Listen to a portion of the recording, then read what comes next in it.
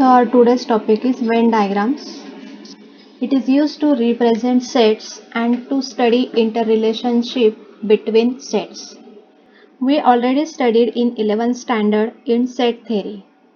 There are similarity between rules of logical connectives and various operations on sets, such as disjunction is equivalent to union of two sets, conjunction is equivalent to intersection of two sets, negation is equivalent to complement of a set, implication is equivalent to subset of a set, and double implication is same as equality of two sets. Now, there are four types to represent set using Venn diagram. First type is all X are Y's. Example, all film stars are smart. This is represented by this Venn diagram where U means universal set, X means first set and Y means another set. And it is represented as X intersection Y is equal to X, which is not equal to phi. Second type is no X are Y's, means there is no similarity between two sets. So it is represented as two separate circles. Example, no policeman is a thief. And it is represented as X intersection Y is equal to phi, means empty set. Third type is some X are Y's, means there is some common relation between X and Y.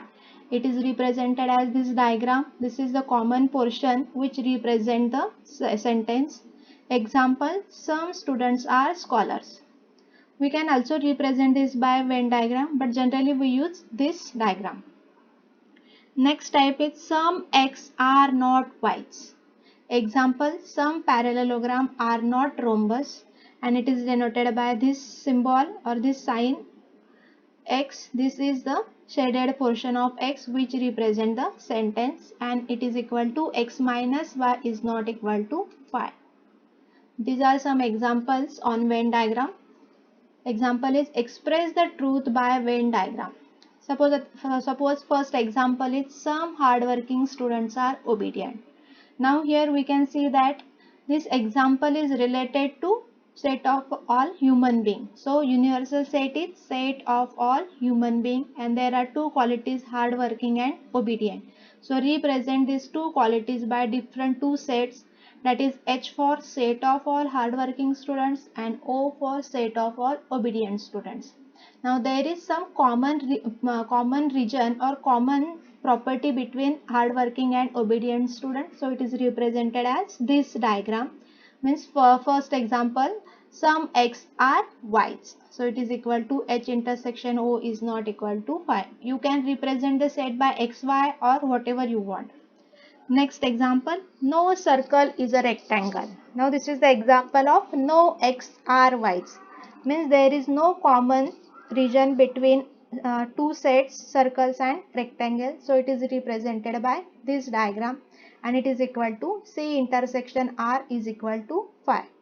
Now in this example, U is set of all geometrical figure.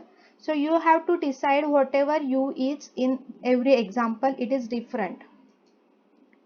Next example, some non-resident Indians are not rich.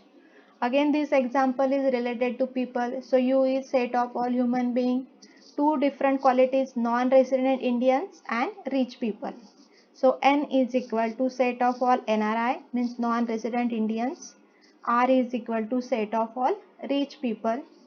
Now this can be represented as this way, means some X are not Y's, this type of example. So N minus R is not equal to phi.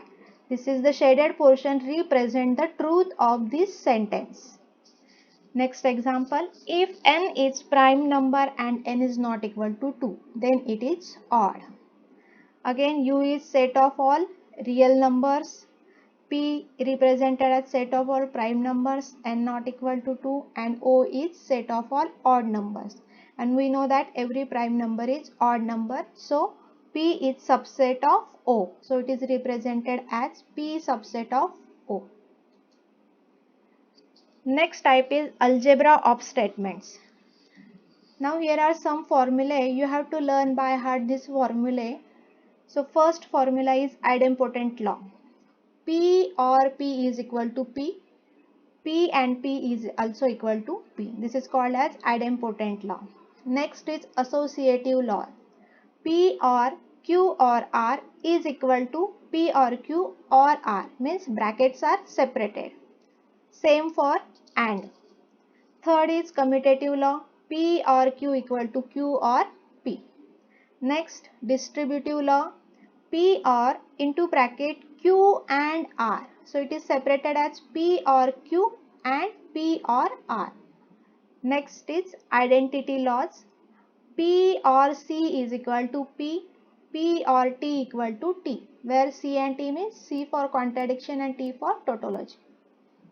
Same for AND. P and C is equal to C. P and T equal to P. Next is complement law. P or negation P is equal to T. Next is negation law. Law of double negation. Negation of P is equal to P. Next is De Morgan's law. Negation of into bracket P or Q is equal to negation P and negation Q. Next is contrapositive law. P implies Q is equal to negation of Q implies negation of P.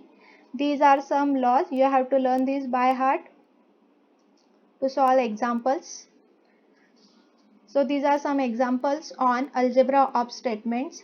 Without using truth table, prove that. In this example, you don't use the truth table. You have to prove it without truth table. Means using algebra of statements. First example, P or Q and negation Q is equivalent to P. So first consider left hand side, that is P or Q and negation of Q. But in this bracket Q and negation Q, we can use complement law because Q and negation Q is equal to C. So we get P or C. Again using identity law, P or C is equal to P. So hence it is proved. LHS is equal to RHS. Second example, P or into bracket negation P and Q is equivalent to P or Q. Again consider left hand side. So here use distributive law, that is P or negation P into first bracket and P or Q using distributive law. Now again using complement law, P or negation P is equal to T. So T and P or Q as it is. Now use identity law, T and P or Q is equal to P or Q. It is equal to RHS, hence prove. In this way you have to prove the third example using algebra of statements. Thank you.